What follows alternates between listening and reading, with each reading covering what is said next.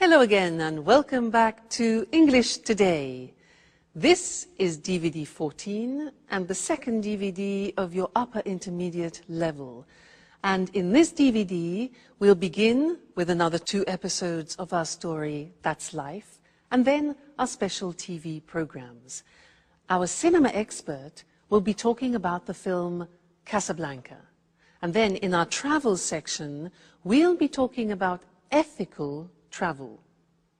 Then, in the grammar section, we'll learn more about phrasal verbs, those difficult verbs followed by prepositions. We'll also study the second conditional, and we'll look at some useful language for socializing, okay? So have fun.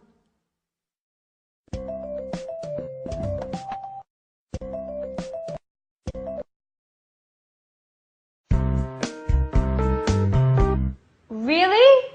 Peter was going to punch Jack? That's right. But luckily I arrived in time. I'm glad I decided to check up on them. Wow. What happened next? Well, Jack and I left, and I think Peter and Sharon carried on with their argument. Wow. Oh, it's a shame I wasn't there. But you knew about Jack and Sharon, didn't you? Well, yes. I found out by chance. I came across a photo of them together while I was cleaning one day. Wow. What an incredible story. Could you stop saying wow? This isn't a film. If it were a film, there would be a happy ending. Well, to tell you the truth, I think this is more exciting than The Bold and the Beautiful. What's going to happen now? I have no idea. If Sharon doesn't go to Japan, I think she and Jack will probably get back together. And how are you getting on? If I were you, I would forget Jack. Oh, don't worry about me. I'll get over him. Good girl. If I were you, I would look after myself. There are other fish in the sea, and you are such a great catch. Thank you, Alice. But to tell you the truth, I'm looking forward to not having a man in my life for a while. Don't say that. I know you're hurt, but what would you do if you met a nice, handsome young man who, by the way, loved cleaning as much as you do? Well, if he loved cleaning as much as I do, I wouldn't let him go. But, you know, men like that are pretty rare. Anyway, getting back to Jack and Sharon, how do you think it will end? Don't worry about that. I'll send you a letter with all the details. And I'm going to miss you, you know. Me too. But I'm happy that you're going to work with your father. Oh, it's great that he wants you to come up with the stories for his films. It's what you really wanted, after all. It's true. It's been such a long time since I got on so well with him. And of course, I can't wait to get on with the new film. I'm so excited about it all. Another star in the family. Miss Dubois conquers Hollywood. Actors and actresses doing their best to impress her. No one can keep up with her. Especially because Mars is in line with Scorpio. And what are you going to do now, Anne? Well, the first thing I'll do is look for a new flatmate so I can carry on living in this apartment. You know how expensive it is. If I had the money, I would live here on my own. But you're not alone. There's Jack. And how long do you think he'll stay here? As soon as Peter leaves, he'll only be looking after Sharon and her apartment.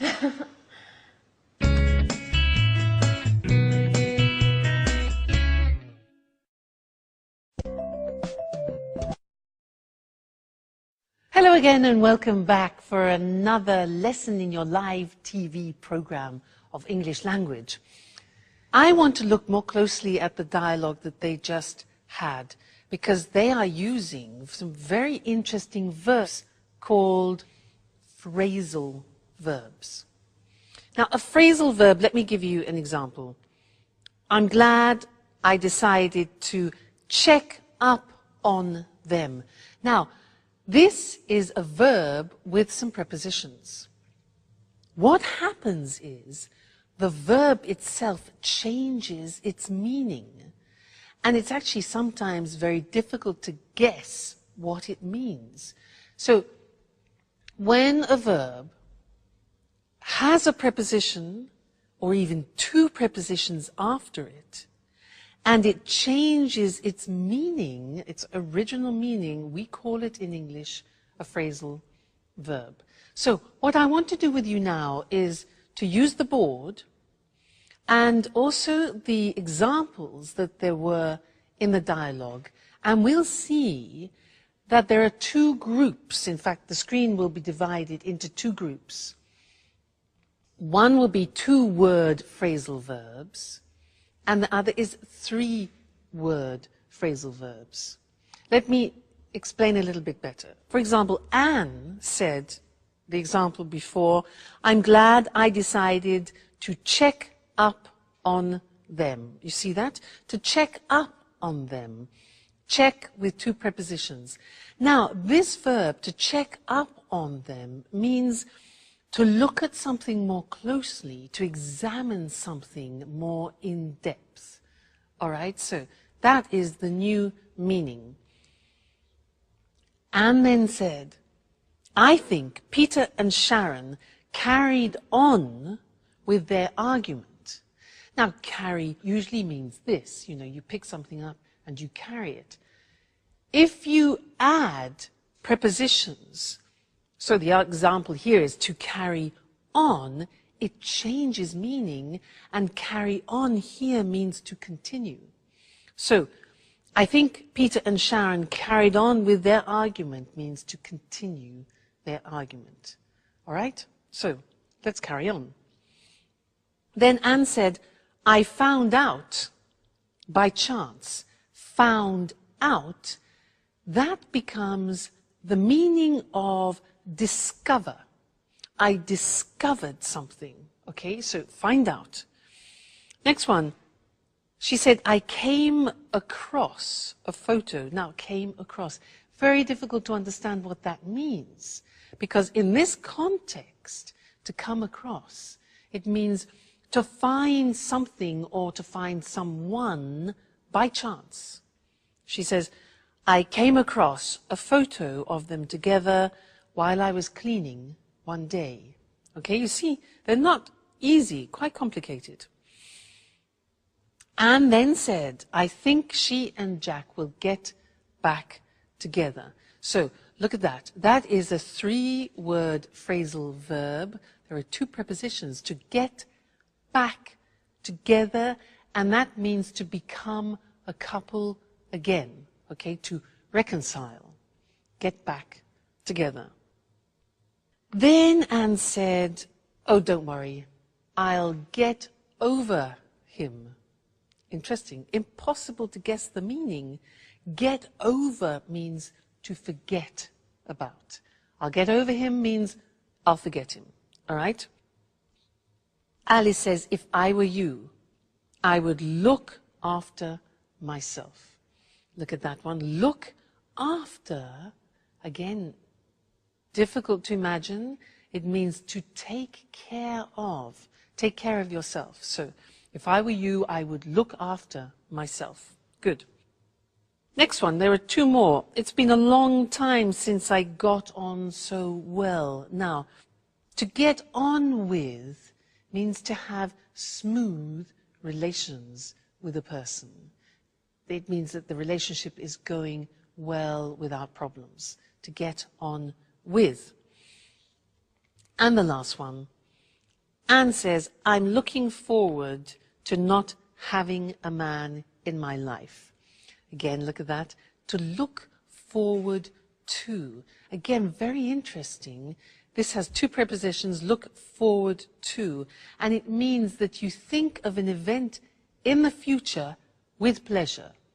I could say to you, I look forward to seeing you again in the next lesson.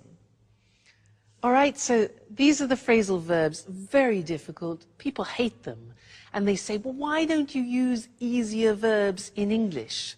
Well, they come from Anglo-Saxon, and because we use them very often, I'm afraid you have to get familiar with them. All right? So we'll keep practicing, and I'll see you again.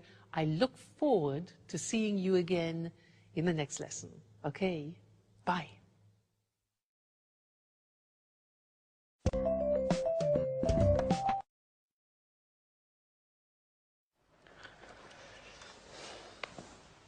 Hi, Sharon.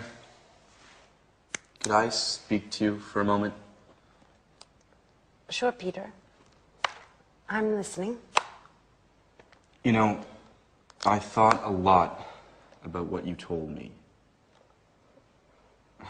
Well, I have to admit you're right.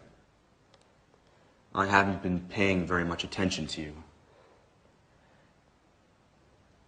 I won't be angry if you don't want to stay with me. Oh, Peter. Don't worry about me. Just look forward to your musical. It's your big break, isn't it?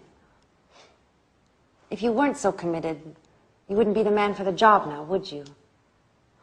You're a star, right? Yes, I know. It just isn't easy imagining Japan without you. It won't be easy for me either. But I'm sure it's the right decision for both of us. I hope so. If I were rich and famous already, I'd send along my private jet so you could visit me on weekends. Yeah, right. The petrol alone would cost you your fortune. Who cares? I'd be rich. So, while I wait for you to bring your career off and become rich, I might come visit you. Maybe with Anne. But if you're famous, you'll forget all about me. You'd let it go to your head and wouldn't have time to take care of me. I couldn't keep up with all those beautiful young actresses. How could I forget you, Sharon? By the way, would you mind me taking that beautiful photo of you along to Japan with me? The one hanging in the living room. It'll help me when I'm missing you. Especially in the beginning. Of course, Peter. Take it. I'll be happy to give it to you. Thank you. Well, I have to get on with packing. One last thing.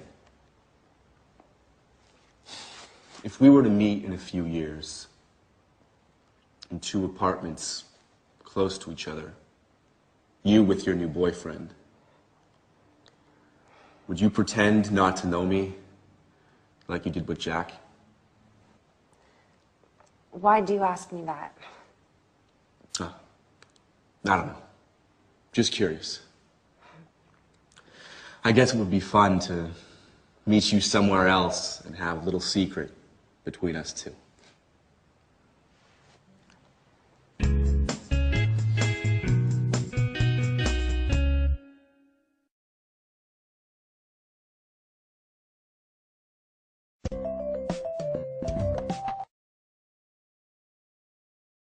Hello again and welcome back for some more English.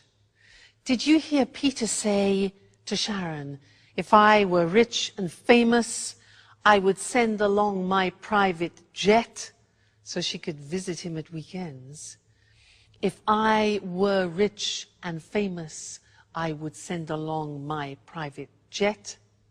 Well, that's a bit improbable, isn't it? But it's useful for us because it means that we can learn another grammatical form, because he was using the second conditional. Remember in another lesson we learnt the first conditional. This one is the second conditional. So, if I were rich and famous, I'd send along. Now, this is unusual because you say to yourself, wait a minute, if I were, that's not right. Because I taught you, I was, you were, he, she, it was, we were, you were, they were. How can you say if I were? Well, it's a special grammatical form. It's a subjunctive form, probably the only subjunctive form left in English. And when you say, if I were you, you're putting yourself in somebody else's shoes. Okay? He says, if I were rich and famous. He uses the verb to be, and this is where the subjunctive comes into play. All right? So, very unusual. You must have probably heard this expression, if I were you. If I were you, I would do this. And I want to give you some examples of that because it's very common in English. If I say to you, for example, I'm tired, you could answer, if I were you, I'd go to bed. Now, if I were you, that's the past form, followed by I would go to bed. That's the conditional form, conditional to. If I were you, I would go to bed.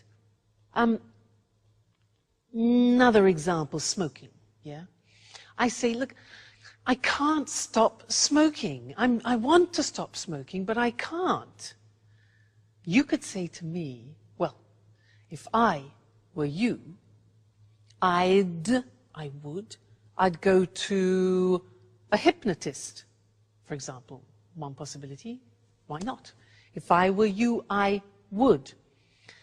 Another example, imagine that I am bitten. Look, Mr. Snake bites me. I've been bitten by a snake. I've been bitten by a snake.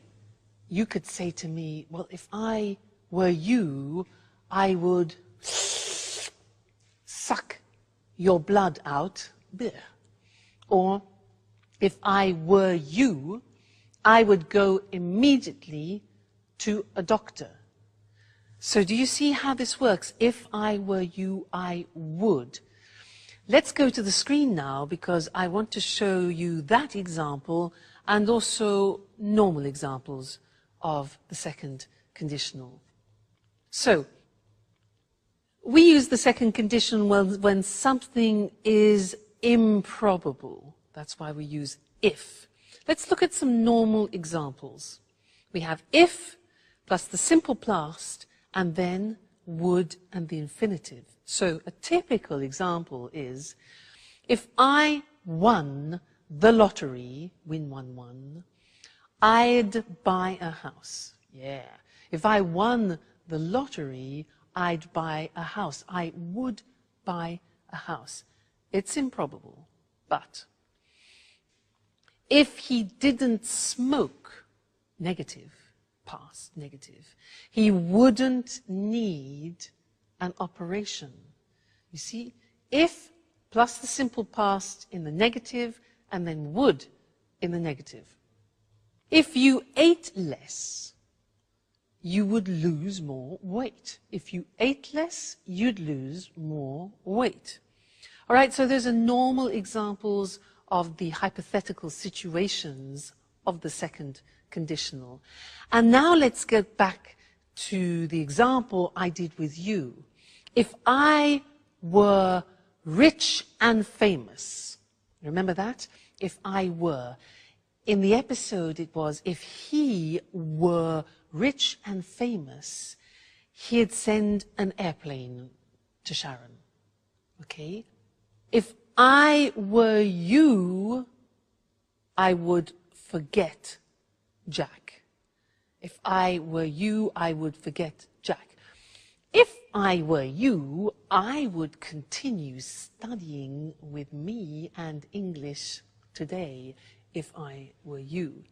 All right, so that's the second conditional for you. There are three. We've studied number one, we've studied number two, and later on we'll see number three too. Okay? So, goodbye for now. Bye.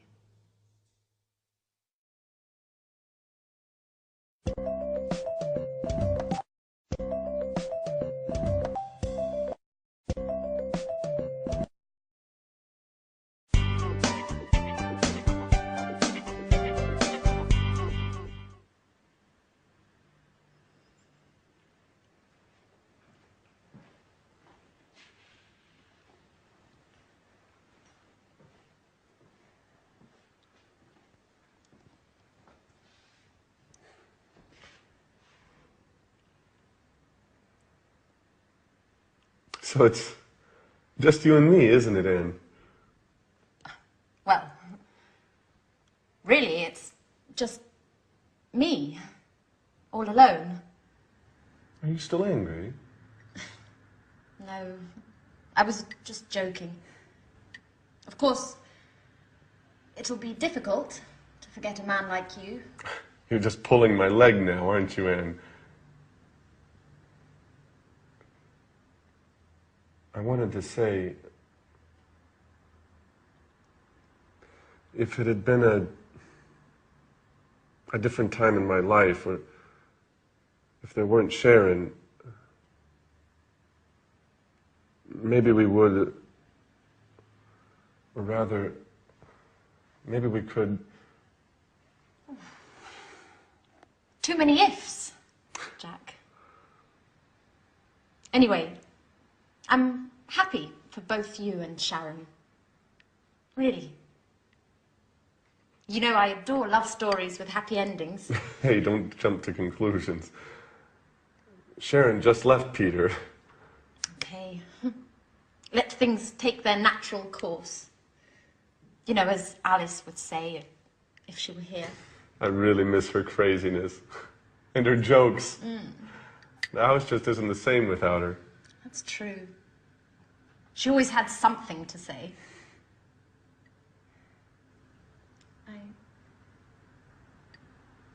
I miss so many things. Like Peter. I even miss his singing exercises. But they were awful. Our poor ears. I know, but I was used to them. By the way, how did things turn out in the end between you two? Pretty well. Well, we had a long talk, and he understood it really wasn't my fault, that it was inevitable. Peter was just too involved with his career to notice Sharon's needs and desires. Let's just say I took advantage of their situation. I'd say so. You've never missed a chance like that in your life, have you? It's late. I have to go. I'm late as usual. By the way, Sharon and I are going to see a film tonight. Would you like to come? Thanks for the invitation, Jack. But I'd prefer to stay home. Anyway, a possible new flatmate is coming to take a look at the apartment, and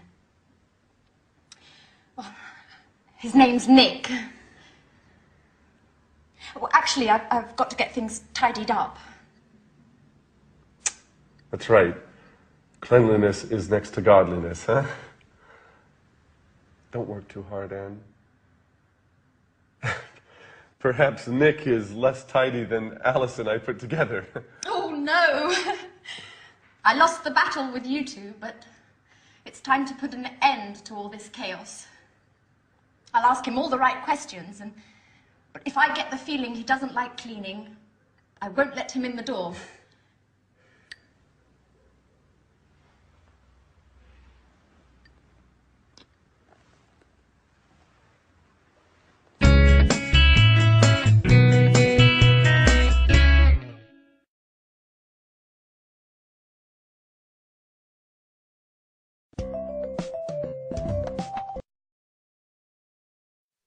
Hello again, everyone. Jack exits and Nick enters. Maybe. We'll see. Now, I have a quiz for you. You've learnt a lot of language up until now, and I want to see how much you remember of what you've learnt. The quiz is this. I will say something which is wrong, and you, with all your grammar knowledge, must correct it. Let me give you an example. I say, when have you gone? Now that's wrong, because when uses the simple past. So we correct it and say, when did you go? All right, so that's the quiz. Your turn. What means this word? What means this word? Yeah, that's a question. With questions you need, auxiliaries. So, what means this word? What does this word mean? Yes. Next one. Has he any brothers? Question. Good. It's a question auxiliary. Does he have any brothers? Okay. Next one. This is more difficult. Be careful. I live here since 1977. I live here since 1977. Think of since. Yeah. Present perfect continuous. I have been living here since 1977. Great. Next one. What do you do tomorrow? What do you do tomorrow? Yeah, exactly. Do you do is the present tense. Tomorrow is the future. So, what are you doing tomorrow? Or what are you going to do tomorrow? Futures. Right. Next one. They haven't to work on Sundays. They haven't to work on Sundays. Negative. Wrong. Present tense, the auxiliary. Exactly. They don't have to work on Sundays. Great. Next one. Do she play tennis? Do she play tennis? Terrible. Yeah.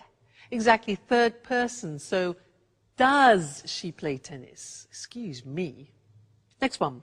I call you later.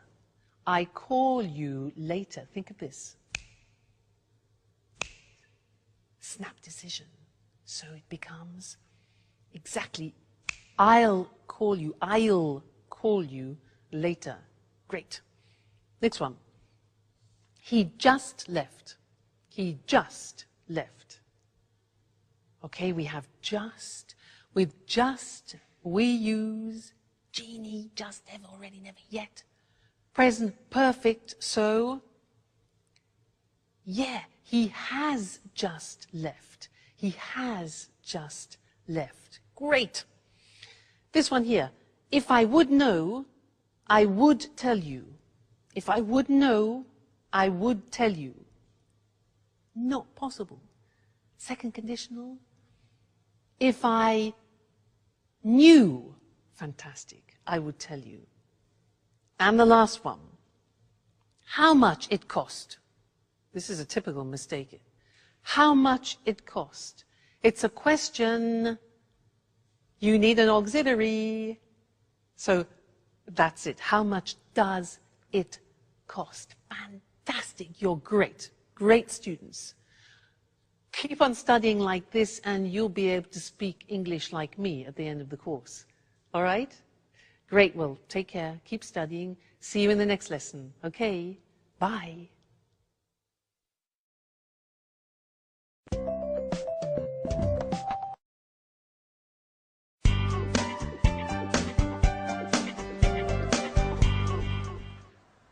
Good evening. My name's Nick. How do you do? How do you do, Nick? My name's Anne. It's a pleasure to meet you. The pleasure's all mine. So this is the apartment. It's very beautiful. And so clean and tidy. I love cleanliness. I'd even say that I'm a maniac for cleaning. Really? Well, yes. My friends give me a hard time. They say that I'm the mommy of the group. Is that so? My friends say the same thing about me. Well, there's another thing, Anne. To tell you the truth, it's a little embarrassing. I have another hobby which I adore. What would that be? Well, I just adore cooking. In fact, could I take a look at the kitchen? Are you okay, Anne? What? The kitchen. Do you think you could show me the kitchen? Oh, I'm sorry. It's just that, well, I love cooking. Fantastic. That way we can experiment and try out new dishes together, okay? So, where is it? Right. The kitchen is in there.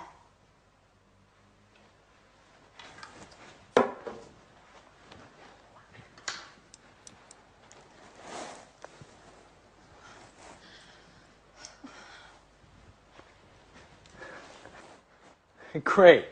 Roomy, well lit, and tidy, just as I like it. I've got to confess that the kitchen is key to whether I come to live here or not. Oh, well, Nick, are you pleased?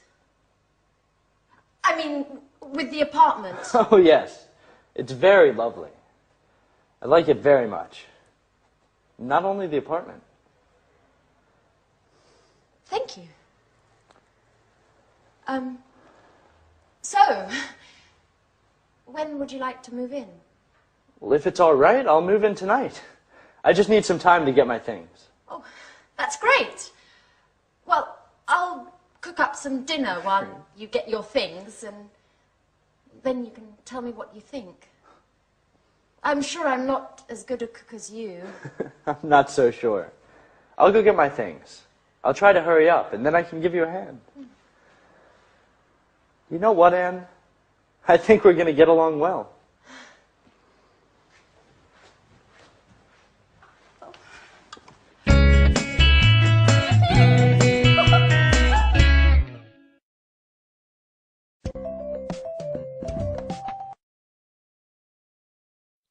So Anne and Nick cleaned happily ever after.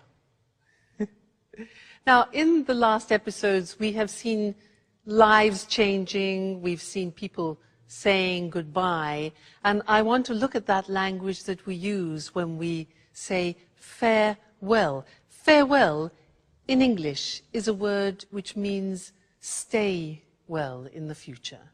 So let's look at some of the language we can use. We heard, I'm sorry to see you go, and also, I'm going to miss you. I'm going to miss you. Hope to see you again soon is something we very often use. Hope to see you again soon, okay? Call me from time to time. Call me from time to time is a nice one. Another really nice expression in English is let's keep in touch. Let's keep in touch. All right, so that you continue having a contact with that person. Let's keep in touch. Let me know how you're doing. Let me know how you're doing, okay? Then saying goodbye to people, some examples are all the best. All the best for your new job, for example, to Peter. Good luck with your new job. Another very common expression, good luck with your new job. See you soon. See you soon. Yes, like an imperative there. Take care. That's really very nice. It means look after yourself. Look after yourself or take care. Then safe journey. Now that's when people are leaving by car or by plane or by train. Safe journey. And you're wishing that they have no problems. Then goodbye, or more informally, bye. Cheers, which is something that we use a lot in England, and we also use it when you're drinking with someone. Cheers, also for goodbye. Cheers. And we also use the Italian form ciao. So, bye, cheers, and ciao until our next lesson, where we'll be doing some more English language. Ciao.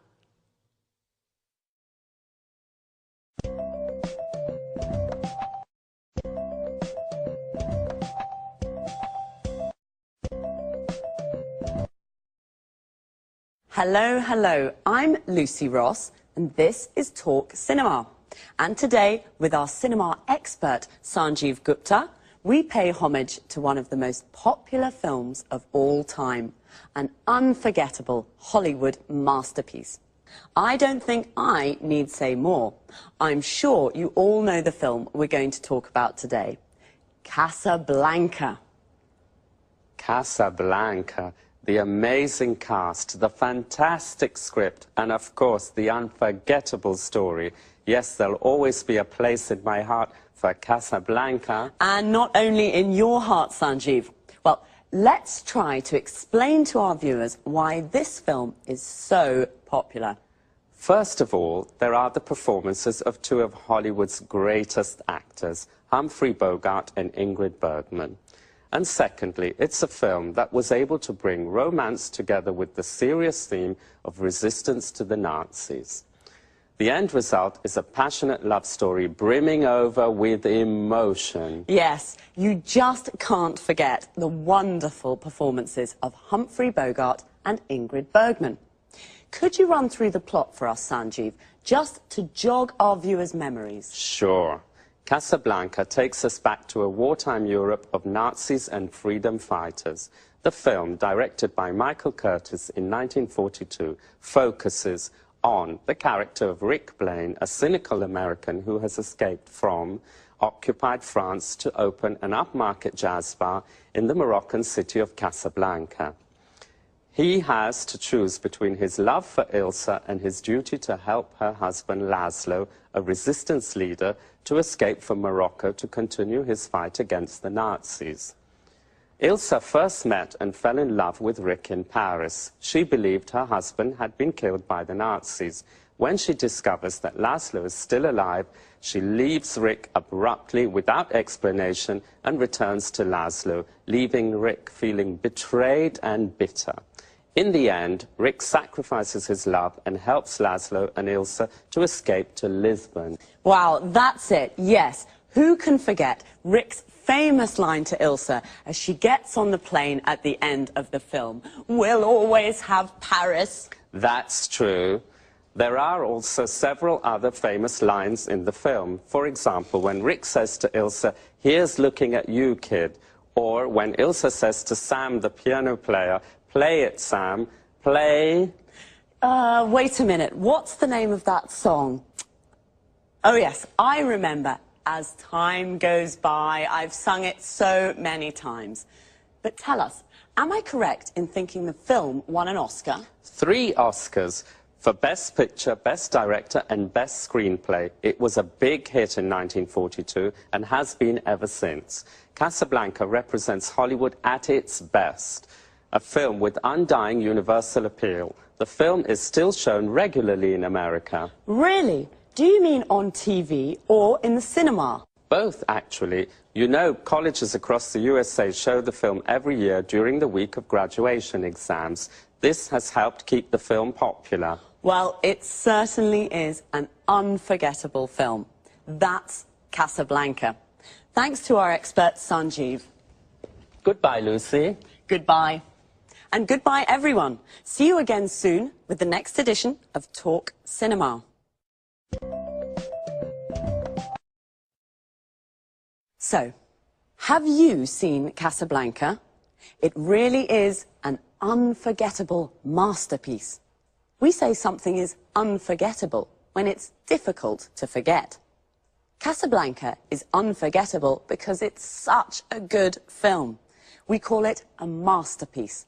A masterpiece is an excellent piece of work. We usually use it for films, books and art. Why is Casablanca such an unforgettable film? First of all, the amazing cast. Amazing here means incredible, very good. The cast is all the actors of a film. Casablanca features Humphrey Bogart and Ingrid Bergman. If you've seen it, you can't forget their incredible performances. An actor's performance is the way the actor plays his or her role. Secondly, the script. The script is the text of a film or a play.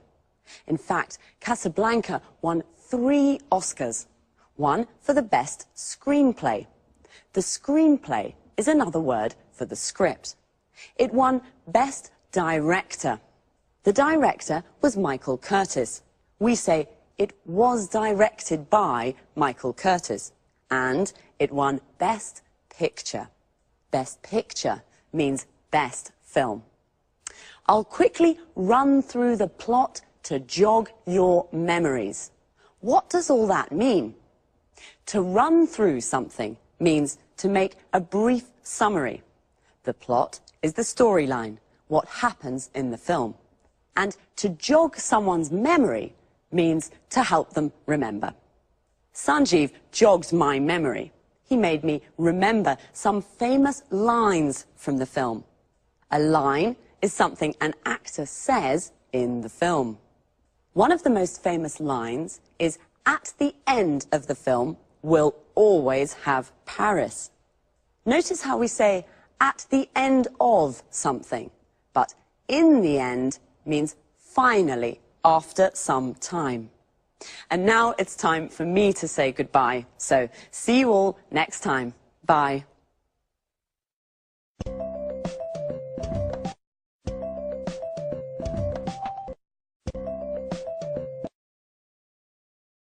Good morning and welcome to this week's edition of the Travel Programme.